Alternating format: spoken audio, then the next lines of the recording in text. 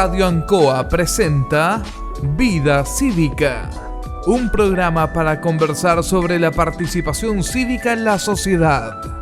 Llega a ustedes gracias al Fondo de Medios de Comunicación Social del Gobierno de Chile.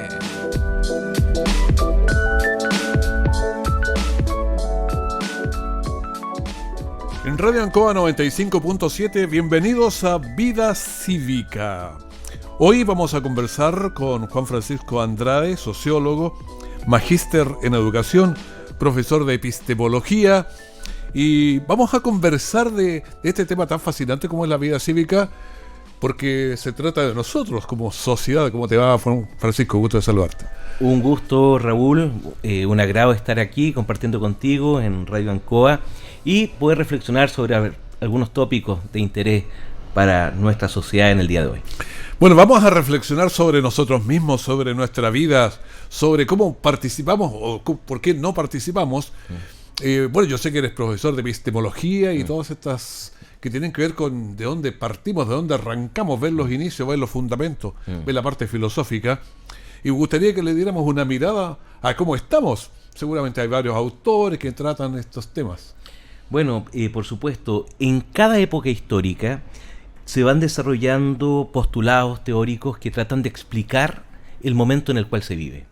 Y hoy día no es una excepción. Siempre van un poquito atrás porque se da el fenómeno y de ahí lo van... Por supuesto. Bueno, y se puede anticipar también para dónde va. Hay autores que han sido bastante característicos porque han mirado la sociedad hacia el futuro y han dado cuenta con mucha claridad las distintas dimensiones que ésta tiene. En lo particular, yo creo que hoy día analizaremos la mirada que se tiene al respecto de estos filósofos y sociólogos más contemporáneos. El primero de ellos es un filósofo francés, Guy Debord, digamos, que nace en el año 1931 y fallece en el año 1994, el cual escribe un texto que revoluciona una época, denominada la sociedad del espectáculo. Hay toda una discusión. ¿Él era cineasta también o no? Sí, él desarrolló muchos trabajos orientados en el marco del cine para tratar de graficar, para poder representar, no tan solo desde el discurso, sino que desde su propia cosmovisión, desde la imagen, las características de esta sociedad en la cual nos encontramos. Tengo unas cuantas citas del comienzo de su texto que sería bueno para comenzar la reflexión. Dice: toda la vida de las sociedades en las que dominan las condiciones modernas de producción se presenta como una inmensa acumulación de espectáculos. Todo lo que era vivido directamente se aparta en una representación. Las imágenes que se han desprendido de cada aspecto de la vida se fusionan en un curso común donde la unidad de esta vida ya no puede ser restablecida. La realidad considerada parcialmente se despliega en su propia unidad general, en tanto que pseudomundo aparte, objeto de mera contemplación.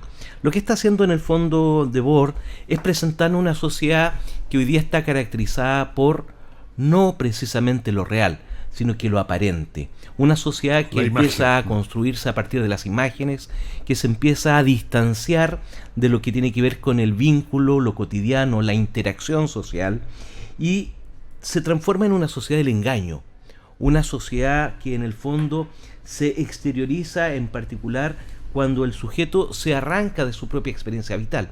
Por tanto, si atendemos al título, ¿no es cierto?, de este texto, de esta sociedad del espectáculo, y al del programa, la vida cívica, es muy difícil desarrollar una vida cívica cuando estamos, de acuerdo a Debord, en una sociedad de las representaciones, donde lo irreal parece lo real y por tanto el sujeto empieza a desvincularse de su interacción social. Ya no le da importancia al encontrarse con el otro, a la participación política, al trabajo en comunidad, sino que en el fondo se deja llevar en parte por estas estructuras que están muy instaladas en el eslogan. Esas representaciones, como tú decías. Exacto. Y estas representaciones terminan en el fondo transformando la sociedad y se pierde el proceso de unificación. Es una vida doble, ¿de acuerdo? Es una suerte de transformismo social en donde tenemos un sujeto, que es el sujeto que vemos en lo cotidiano, pero tenemos otro sujeto representado, un sujeto que no necesariamente es real, es un sujeto que porta una máscara, y en esa máscara, amparado por la misma, puede decir cualquier cosa. Diferencia de persona y personaje a veces. Exactamente. Claro, uno se levanta y ya sale vestido con una máscara y se viste y todo, es un personaje en el fondo. De acuerdo. Ya no es uno. Por supuesto, Debord dice: el espectáculo no es un conjunto de imágenes, sino una relación social entre personas mediatizadas por imágenes. Es decir, vivimos, de acuerdo a esta primera concepción de la sociedad, en esta sociedad del espectáculo, que el sujeto ya no interactúa bajo la lógica dialógica. Es cuando tenemos las miradas más clásicas, donde lo que importaba en el fondo era el diálogo, que después se transformó en lo escrito, en el documento. Hoy día todo está relacionado por lo mimético, por lo estético, por estas apariencias que pueden ser el vestir, claro, que pueden ser en el fondo lo que portamos. Todo está mediado, claro. Exacto, ya no lo que somos. Sí. Bueno, te estamos viendo a uno de los autores, pero sin duda hay varios más. Por supuesto. Ulrich Beck, filósofo alemán, que nace el año 1944 y fallece recientemente el año 2015. Está reciente. Muy reciente. Desarrolla otra definición o aproximación al concepto de sociedad, y él escribe un texto denominado La sociedad del riesgo. Este texto lo escribe el año 1986, el cual desarrolla toda una teorización con respecto a las características y los efectos colaterales de la sociedad industrial. La sociedad industrial nace, se gesta, crece, y sin darse cuenta empieza a desarrollar un sinnúmero de efectos colaterales. Efectos colaterales que estamos viendo el día de hoy. Que lo sentimos a diario. Lo sentimos. Ulrich Beck habla de una sociedad que está inserta bajo una lógica de un efecto boomerang. Lo que se hizo hace 50 años atrás, estamos recibiendo hoy día los efectos colaterales de aquello. Cuando empezamos a buscar los responsables de esto, Ulrich Beck dice que estamos frente a un proceso de anonimización creciente. Es decir, no hay responsables. Cuando se busca el responsable de esto termina instalándose en cada uno de nosotros. No hay un responsable. Nosotros queremos de alguna forma buscar a un responsable corporativo, pero ese responsable corporativo ha tenido una estrategia tan particular que la responsabilidad la amplía a tal nivel que en el fondo no termina siendo de nadie. ¿En qué contexto?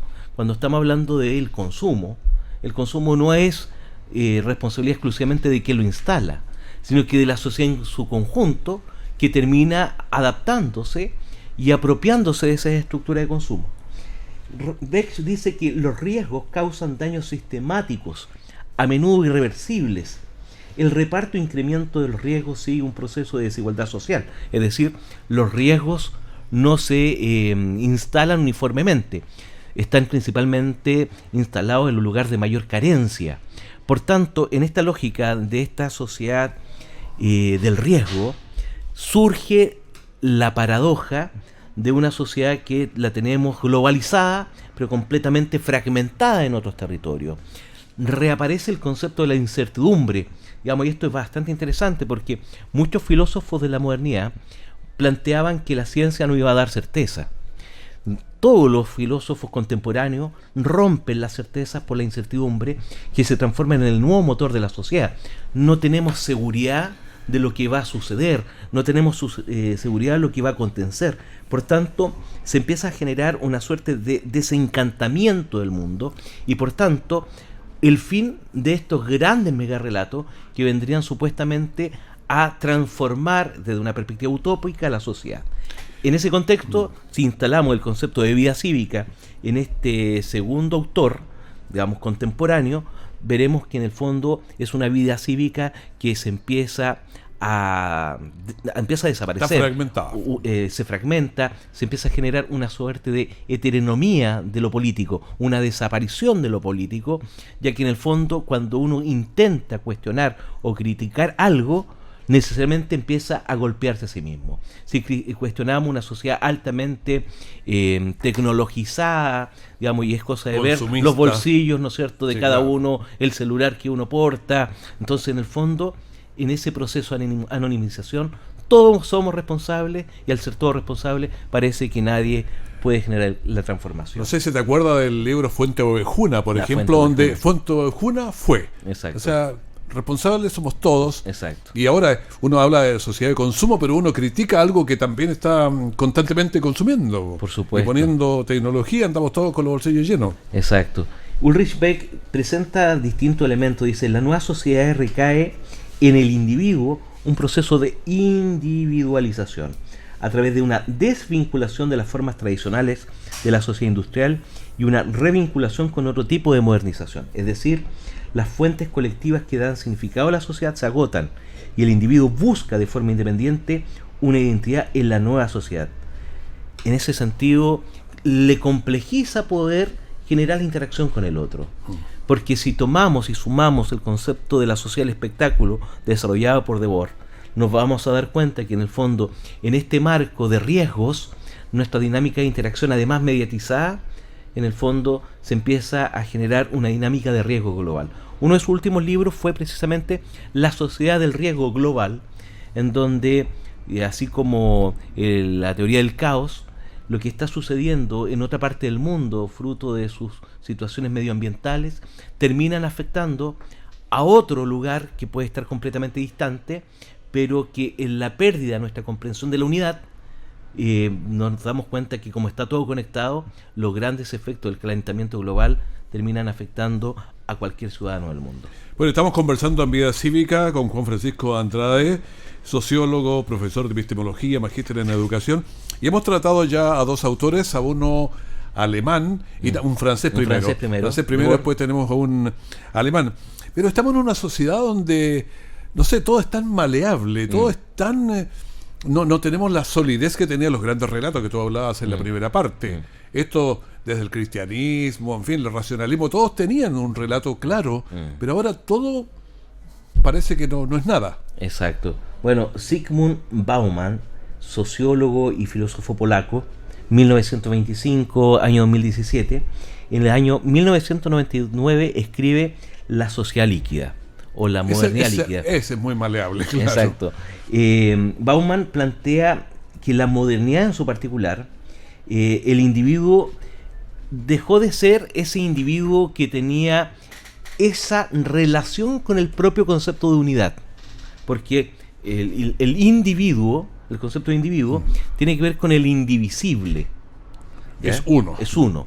Hoy día podemos cuestionar el concepto de individuo y llevarlo al territorio del dividuo, el sujeto divisible.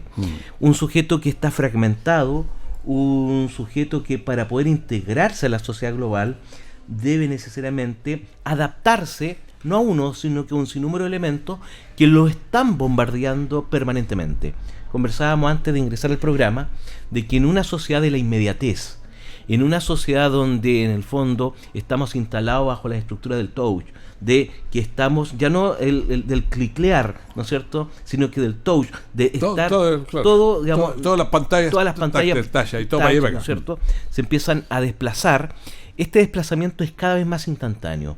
Si alguien en algún momento estaba durante un par de minutos mirando una noticia determinada, hoy día esto pasa a ser por segundos. Es más, uno puede ver a personas que están pasando la información a una velocidad increíble, por tanto, dejan de ver la noticia muy rápidamente. En ese contexto... se quedan con el icono nomás. Exacto. Y de pronto ni siquiera con el icono, sino que con el componente referencial, una imagen, un pequeño símbolo. Estamos adentrándonos en una sociedad que lo simbólico empieza a atraer los intereses y es lo único que pudiese reorientar para la búsqueda de un significado por parte del espectador, del público, de la sociedad civil en su conjunto. Por tanto, lo que hace Bauman en esta discusión sobre la sociedad líquida es que la identidad se tiene que inventar, crear, se tiene que moldear, se construyen máscaras de supervivencia. Llega a esta conclusión a partir de un análisis en el cual a finales del siglo XIX y con posterioridad durante todo el siglo XX-XXI, la globalización y un sinnúmero de elementos empiezan a afectar nuestra forma de relacionarnos con el mundo. Por tanto, el sujeto ya deja de ser ese sujeto que tiene una red de principios, una red de valores inquebrantables. Todo, o sea, ahora se puede cambiar. Los valores, si no te gustan, tengo otros aquí, digamos. Exactamente. Todo es permeable. Todo es líquido. Todo no está bajo la lógica exclusivamente un concepto de fluidez, sino que en el fondo el agua puede adentrarse por cualquier territorio. De igual forma, tenemos hoy día una sociedad en la cual ciertos preceptos, ciertos significados entran en nuestra sociedad sin mayor dificultad. Entonces, resumen, ¿no es cierto?, desde una sociedad del espectáculo, donde vivimos bajo una lógica de la representación, una sociedad del riesgo, en el cual nos encontramos que los efectos colaterales están generando una crisis, pero donde el sujeto no ha sido capaz de tener un postulado firme, hace que en el fondo poder enfrentar los grandes temas globales sea de una dificultad enorme. ¿Por qué? Porque no existe solamente una fuente de información, sino que existen múltiples fuentes de información que están afectando nuestras estructuras de pensamiento, nuestras estructuras cognitivas, y por tanto tenemos la dificultad para tener la posición política, ideológica, social, cultural. Claro, nos damos vuelta mucho para allá, para acá, pero vamos a ver televisión y vamos con el zapping cambiando uno, otro, vemos titulares, uno ve en los teléfonos y cambia todo, pero esta cosa no nos cansa físicamente, mentalmente, nos deja hecho, no sé, pañuelo. Bueno, exactamente. Byung-Chul Han, filósofo surcoreano. ¿Cuánto me dijiste? Chul Han, dejémoslo como Chul Han. Entonces el es filósofo oriental. surcoreano. Oh, perfecto. Exacto. Él nace el año 1959. Bastante joven. Está aún, ¿no es cierto?, inhalando y exhalando en estos territorios. Escribió el año 2010 un libro denominado La Sociedad del Cansancio. Ajá. Dando cuenta precisamente de que todo lo anterior, una vida doble, porque en el fondo una persona que vive y que se relaciona con otros, pero que además tiene esta segunda vida, este Second Life.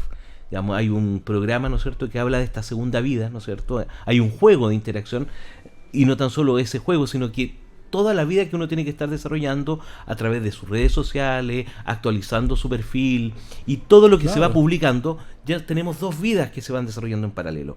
La real y la vida que trata de representar esa realidad, y que no siempre es la... Claro, que la foto del Facebook, en fin, de cualquiera, de todas las redes sociales. Exacto. Digamos, todo lo que ha mostrado Black Mirror, ¿no es cierto?, la serial norteamericana, que ha tenido un impacto interesantísimo, que está dando cuenta sobre los efectos de esta virtualidad y cómo nos afecta. Bueno, ese, como tantos otros aspectos en nuestra sociedad, ha ido generando una verdadera sociedad del cansancio. ¿Qué es lo que dice Chul Han?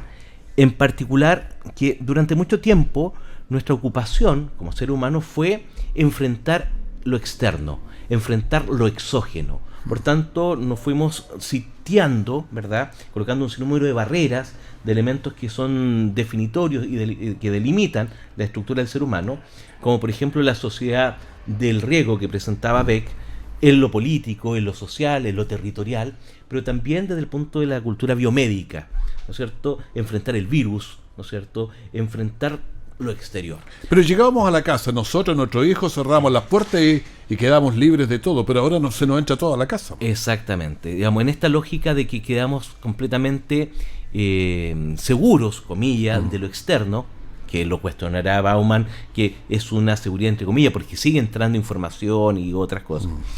El individuo empieza a verse afectado por su propio mundo interno. El mismo. Entonces hoy día el problema ya no es de lo que viene afuera, sino que el deterioro de la salud mental que empieza a presentar la sociedad hoy. Las estadísticas con respecto a este fenómeno son cada vez más altas. Conversar con un psiquiatra, vamos con el 50-60% de chilenos, nosotros ya tenemos problemas mentales. De acuerdo. Entonces, en ese contexto, lo que hace en este caso el autor es presentarnos que en esta sociedad del cansancio aparecen un sinnúmero de enfermedades, como la que presenta el síndrome de burnout, ¿no es cierto?, o síndrome de cansancio extremo. Claro, trabajar con la gente a veces te cansa y ya cantidad de licencias médicas. Exacto. Maslach, digamos, quien desarrolla el concepto del síndrome de burnout, establece que son tres grandes dimensiones que son las responsables del síndrome. Uno es el agotamiento emocional. La persona puede estar agotada físicamente, pero el agotamiento emocional es tan complejo que no permite que el sujeto pueda rápidamente reencontrarse con la experiencia y el sentido de lo que significa su trabajo. Entonces empieza a generar esa angustia que ya la planteaba, pero maravillosamente y duramente, Kierkegaard, ¿no es cierto?, sobre esa angustia, esa cosa que se instala en el pecho, en el vientre, que se entremezcla, y en el fondo el sujeto pierde en gran parte el sentido de vida desde el espacio del trabajo. Entonces el agotamiento emocional hace que la persona, cuando llega a su trabajo, llega cansado, llega agobiado, llega sin ninguna gana de estar ahí. Por tanto, ese agotamiento lo lleva a una segunda instancia, que es la despersonalización. Es decir, ver al sujeto como un número. Claro. Tú citabas a Kierkegaard que, bueno, como que partió con la filosofía existencialista de ella, desconectada totalmente de lo divino, y eso te hace toda la responsabilidad sobre ti. Por supuesto, porque en el fondo, bajo esa lógica, desde la lógica de Kierkegaard, empieza a generarse ese debate de quién se hace responsable y a qué le delego estas sensaciones, estas estructuras, estos elementos internos. Ya dejo de estar sujetado frente a una naturaleza de la respuesta divina, y el ser humano deberá, de manera autónoma, bajo una lógica del progreso y la razón, establecer los criterios para dar respuesta a sus propias debilidades, a sus propios sentimientos, a sus propias emociones. Entonces, en ese contexto, Maslach, ¿no es cierto?, retoma y plantea que el agotamiento emocional más la despersonalización, más finalmente la baja realización personal, hacen que el sujeto colapse. Claro. Entonces, dentro de esta lógica, estamos llegando ahí. Chulhan lo que plantea es que todas estas enfermedades, todo este deterioro, hace que el individuo esté en un permanente cansancio. O sea, uno los ve, digamos, y le dice, vamos a una actividad en el teatro. No, le dice, prefiero quedarme en la casa. Digamos, juntémonos a conversar. No, en este lugar es más cómodo.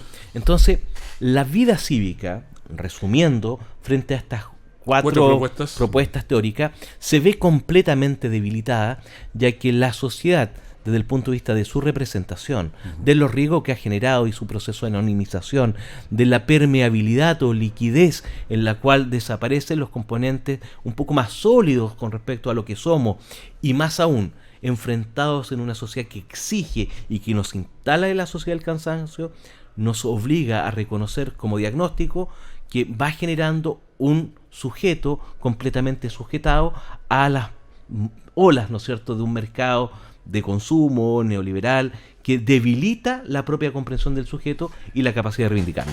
Bueno, estamos conversando con Juan Francisco Andrade y nos ha tirado 4 grandes autores que nos dejan bastante debilitados. Ahora, no sé cómo, pero tiene 5 minutos para reactivarnos en la vida cívica. Por supuesto. Bueno, estos mismos autores de una u otra forma presentan alternativas. La solución. La solución. O sea, son muy duros frente al diagnóstico, pero para poder empezar a generar un cambio necesitamos partir de la base. Y la base tiene que ser una base real. No estamos en una sociedad en la cual los principales preceptos o virtudes se estén practicando poniendo al servicio.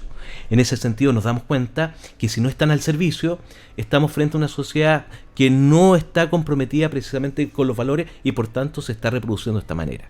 Entonces, en el caso de Chulhan, en la lógica de romper un poco la estructura de la fue sociedad, el último, el surcoreano. Lo que plantea en el fondo es cómo el sujeto se reinventa, se reivindica a partir de nuevos procesos de interacción. Y eso es transversal para todos. ¿Cómo recuperamos nuestra capacidad de interactuar con el otro? ¿Cómo volvemos a las instancias de diálogo? ¿Cómo volvemos a espacios que no sean de inmediatez, sino que sean espacios de ágora, de plaza, de compartir? De conversar un poco más. De conversar un poco más. Oye, pero ¿qué dice Chulhan? ¿Dejamos el celular un poco más o cómo vive él? A veces, bueno, a ver cómo viven ellos. Bueno, cada uno de ellos igual están instalados en sus propias reflexiones. Porque Chulhan sigue viviendo, por supuesto. Hay varios que murieron. Digamos, en este caso, él trabaja, ¿no es cierto?, en Alemania, es profesor de filosofía vinculado con la temática del arte, por tanto hay una mirada mucho más alternativa sobre la vida. Pero eso no significa que no publique, que no consuma, ¿no es cierto?, sino que lo que se está desarrollando y se está reinstalando es una vuelta a la reflexión sobre que debemos vivir, porque somos seres humanos, pero no necesariamente en ese marco de la abundancia o la hiperabundancia que denuncian cada uno de estos autores. La idea es saber vivir con lo que se debe y se tiene que vivir. Esto ha sido bastante analizado, porque en el fondo el concepto central que se instala en la discusión es el concepto mismo de felicidad. O sea, en el fondo, cuál ha sido la venta del concepto de felicidad que ha tenido cada una de las sociedades. ¿Qué es lo que disponen cada uno de estos autores? Es que la sociedad, así como aparece en esta película Hacia rutas salvajes, ¿no es cierto?, que al final de la misma, un sujeto que se aleja de la sociedad por estas mismas características, dice: la felicidad es para compartirla. O sea, la felicidad no se vive por sí misma, sino que en el fondo se debe compartir con un otro. Digamos, y más allá de la esquizofrenia en nuestra sociedad, que podamos generar un alter ego y decir que soy feliz conmigo, es necesario esa bajada de Zaratustra, ¿no es cierto?, hacia la ciudad, para poder compartir la buena nueva de estar contento con el sol de la mañana y luchar frente a estas grandes reivindicaciones. Oye, pero hay un par de cosas cuando uno mira la sociedad actual, con la cantidad de noticias que estamos, como las selfies que nos tomamos, y hoy cada día vamos publicándolas más, y parece que ya es una cuestión media loca, en el sentido de que ya nadie tiene vergüenza ni tiene nada, o sea, publica todo lo que le ocurre, y eso es contra la naturaleza, rato. Bueno, lo que pasa es que en primera instancia se va perdiendo esta noción de lo privado, se instala en lo público. Lo público-privado se forma un pierde, enredo. Se pierde, pero se pierde en el marco de la representación, ojo. Ya, en la representación. En la representación se da toda esa naturaleza, porque lo privado, este sujeto puede ser un sujeto completamente tímido, puede ser una persona, y eso empieza a generar estas conductas que deterioran la salud mental, porque en el fondo en un momento se pierden los límites entre este individuo de la representación y este individuo real, que tratan de generar una síntesis, y esa síntesis es la que en un momento empieza a generar una crisis y conflictúa finalmente al sujeto.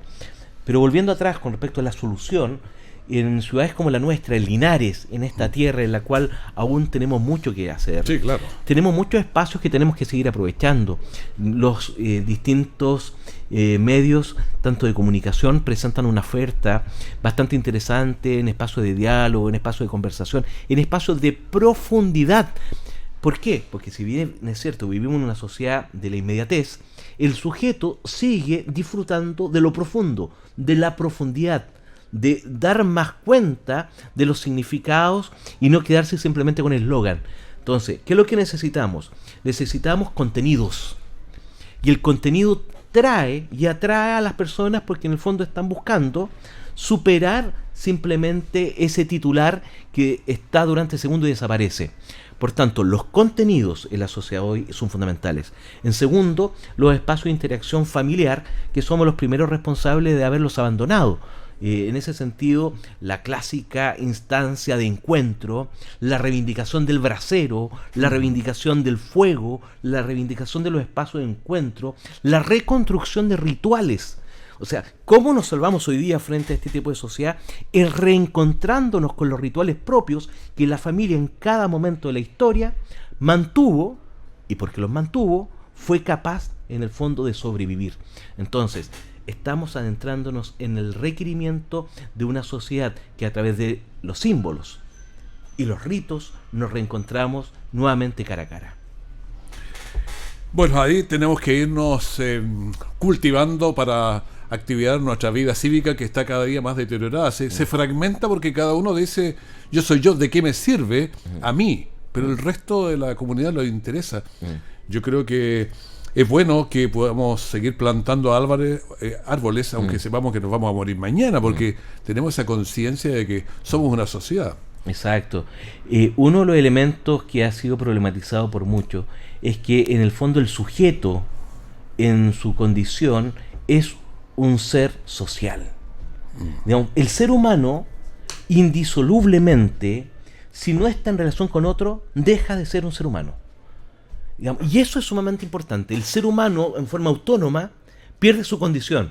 Y esa es una imagen muy potente, ¿no es cierto?, que fue hacia el espacio, cuando no fue un ser humano, ni un hombre, ni una mujer, sino que fueron juntos, ¿no es cierto?, la imagen, la figura, para que en algún momento o en algún lugar del universo se viera la existencia de nosotros como ser humano. No fue una imagen en solitario, fue una imagen de dos que en el fondo dan cuenta de la relevancia de lo que somos. El ser social, y por tanto la importancia de la sociología, la cual reivindico, ¿no es cierto?, y soy un amante de la filosofía, es que el ser humano en sociedad es ser humano y es la única forma de mantener nuestros criterios de humanidad. Bueno, conversación muy interesante que podría seguir por horas con Juan Francisco Andrade, sociólogo, magíster en educación, profesor de epistemología, investigador y un montón de cosas más.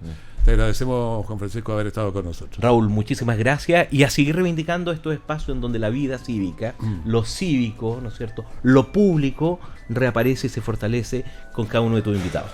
Perfecto. Bueno, programa Vida Cívica financiado por el Fondo de Medios de Comunicación del Gobierno de Chile. Muchísimas gracias, que estés muy bien. Nos despedimos y vamos a continuar conversando de temas muy profundos e interesantes que son importantes para nuestra vida cívica. Muchas gracias.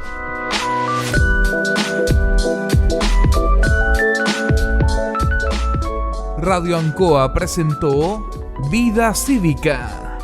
Este programa llegó a ustedes gracias al Fondo de Medios de Comunicación Social del Gobierno de Chile.